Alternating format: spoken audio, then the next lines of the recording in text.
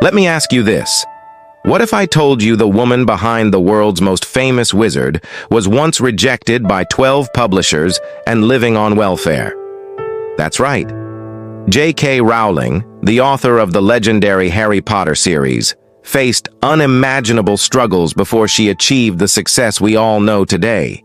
But what makes her story truly magical is not just what she achieved, but how she turned her failures into the stepping stones toward her success. Let's rewind to before the fame.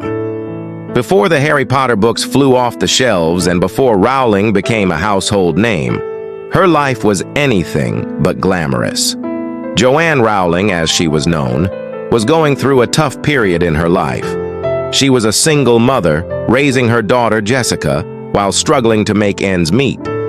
After going through a divorce, she found herself living in a small, cramped apartment, surviving on government welfare. On top of that, she was battling depression, feeling like her life was slipping away from her. At this point, her dream of becoming a writer felt more distant than ever. But despite all the difficulties, Rowling had one thing that kept her going: her passion for writing. She had a story in her heart, the story of a young boy named Harry, and she knew she had to tell it. Imagine sitting in a small cafe sipping coffee to stay warm because you can't afford to heat your home, writing furiously on napkins because that's all you have. That was Rowling's reality. But in the face of all these struggles, she didn't give up.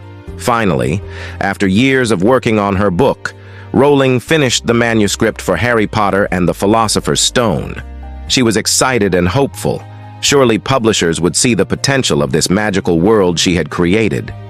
She sent her manuscript to multiple publishers, each time waiting anxiously for their response. But what came wasn't acceptance. It wasn't praise. It was rejection after rejection. 12 different publishers turned down her book. Think about that for a moment. 12 times, Rowling received letters that said, "No, your book isn't good enough." Each rejection felt like a personal failure. How could they not see the magic in the story she had poured her heart into?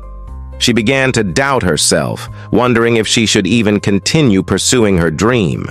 But here's the remarkable part. Rowling didn't let those rejections stop her. She refused to believe that her story wasn't worth telling. Despite the doubt, despite the setbacks, she kept pushing forward. Because deep down, she knew that sometimes success comes only after you've been tested by failure. Then, something incredible happened. A small publisher by the name of Bloomsbury decided to take a chance on Rowling's manuscript. The story goes that the publisher's daughter, an 8-year-old girl, read the first chapter of Harry Potter and loved it so much that she begged her father to publish the book. Bloomsbury offered Rowling a meager advance, just £1,500, but it was enough. Someone finally believed in her story. But even then, it wasn't an immediate path to success. Rowling was told to get a second job because children's books don't make money. But she didn't care about that. All she wanted was for Harry Potter to be out in the world. She continued to work, to edit, to pour herself into making the story the best it could be. It's this determination, this unrelenting belief in herself, that made all the difference. In 1997, Harry Potter and the Philosopher's Stone was finally published. And while it didn't take off immediately, word began to spread. Slowly but surely, readers around the world started to fall in love with Harry, Ron, Hermione, and the magical world of Hogwarts. What happened next is nothing short of a phenomenon. Harry Potter became a global sensation. Millions of copies sold. Film adaptations, theme parks, merchandise. J.K. Rowling's creation had taken over the world. She went from being a struggling single mother to one of the richest authors in the world, all because she never gave up on her dream. But here's the thing. It didn't happen overnight. It wasn't luck. It was the result of years of hard work, countless rejections, and a refusal to let failure define her. Rowling's story reminds us that every setback, every rejection is just a chapter in our journey, not the end of the story. J.K. Rowling's journey is a powerful reminder that rejection and failure are not the end of the road. They are part of the process.